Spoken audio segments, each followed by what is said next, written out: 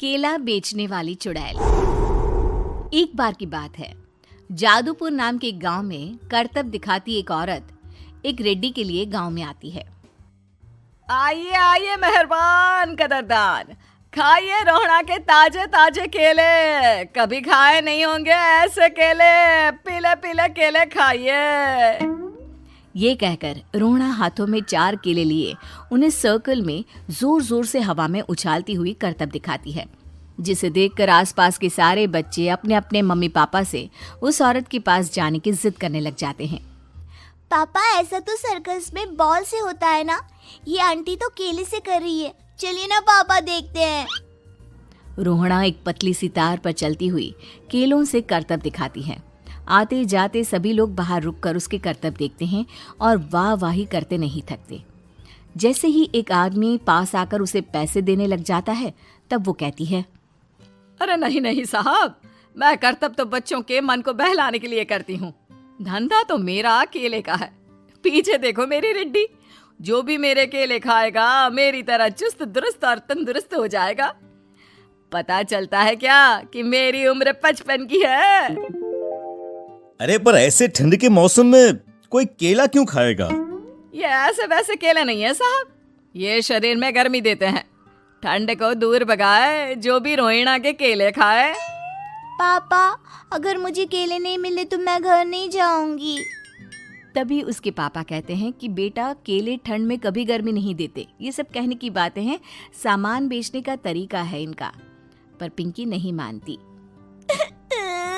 मैं केले खाऊंगी। पिंकी की जिद के आगे नत्थू हार जाता है और उसे केले खरीद कर दे देता है। पिंकी खुश होकर केले घर ले आकर खाती है। अब मैं भी करतब करूंगी, कितना मजा आएगा। जादुई केले। पिंकी पहला केला खत्म भी नहीं करती कि वो बेहोश हो जाती है। दूसरे केले से एक काला धुआं आता है और रोहड़ा चुड़ैल बनकर बाहर निकल आती है। मेरे भूतिया केले बच्चे न खाए, ऐसा हो ही नहीं सकता। जादूपुर वालों, कब तक बचोगे?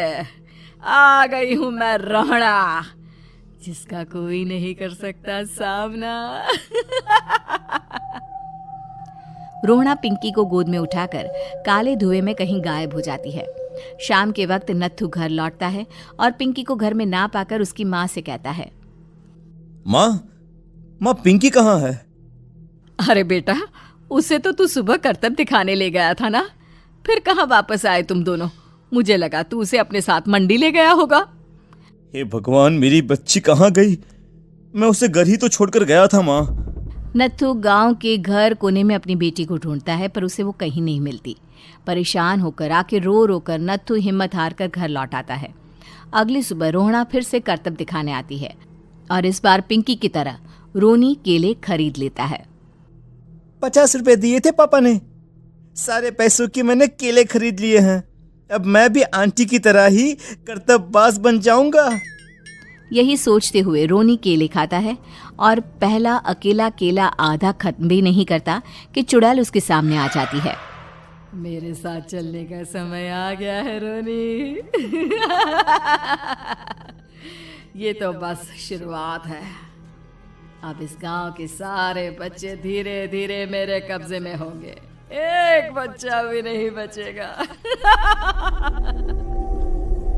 ये कहकर रोना रोनी को गोद में लेकर काले धुएं में अदृश्य हो जाती है। इसके बाद हर रोज गांव में से कोई ना कोई बच्चा गायब होता, पर ऐसा क्यों हो रहा है किसी को भी समझ में नहीं आ पा रहा था। रोज की तरह अपनी बेटी पिंकी की तलाश में नत्थू गांव के एक तालाब के पास बैठा रो रहा था। कहाँ गई मेरी पिंकी? शकुंतला के जाने के बाद एक वही तो मेरा सहारा थी। अरे उसकी आत्मा कोस रही होगी मुझे कि मैं अपनी बच्ची को संभाल भी नहीं पाया। नत्थू ये कहता हुआ रो ही रहा था कि तभी तालाब में से उसे शकुंतला की आवाज सुनाई देती है। कहाँ थी तुम शकुंतला? हमारी बच्ची और सारे गायब हुए बच्चे रोहड़ा के कब्जे में हैं। वो बच्चों को जो केले देती है उससे बच्चे बेहोश हो जाते हैं और उसके कब्जे में आ जाते हैं और वो उन्हें ले जाकर काली दुनिया में ले जाती है। पर वो ऐसा क्यों कर रही है? ये मैं नहीं जानती, पर उस दुनिया का रास्ता मैं आपको बता सकती हूँ। जहां ये नदी खत्म होती है वहां एक केले का पेड़ है, उसके नीचे एक दरवाजा है, वहीं से रास्ता जाता है उस दुनिया का। ये कहकर शकुंतला की आत्मा गायब हो जाती है। गांव के सभी लोग झुंड बनाकर उसी रास्ते से काली दुनिया में चले जाते हैं और वहां देखते हैं कि सारे बच्चे वहां काम कर रहे थे। पापा मुझे ले चलो यहाँ से। पापा पापा। सभी बच्चे अपने मम्मी पापा से लिपट जाते हैं। तो तुम लोग यहाँ तक आ गए?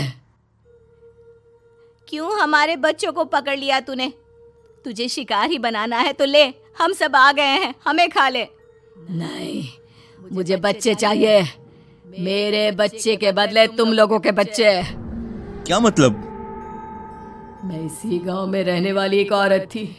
केले की चोरी के इल्जाम में मेरे बेटे को गांव वालों ने इतना मारा कि वो मर गया। उसी दिन मैंने ठान लिया कि गांव वालों का भी वही हाल करूंगी।